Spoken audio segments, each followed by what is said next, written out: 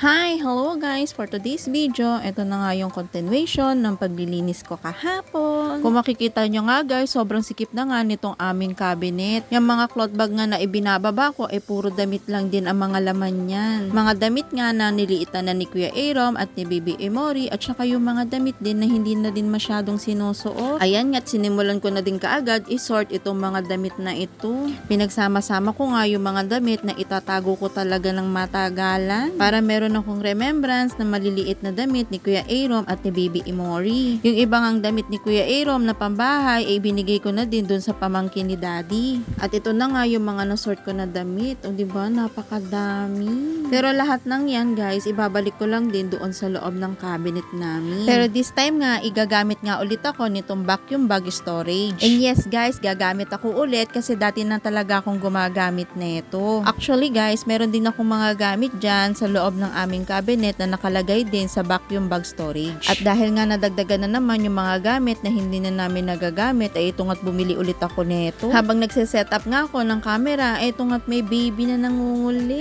Nakakatuwa talaga itong aming baby kasi gustong-gusto niya nakikita yung sarili niya sa camera. Ah, diba? May pa-perform pang nalalaman itong aming baby.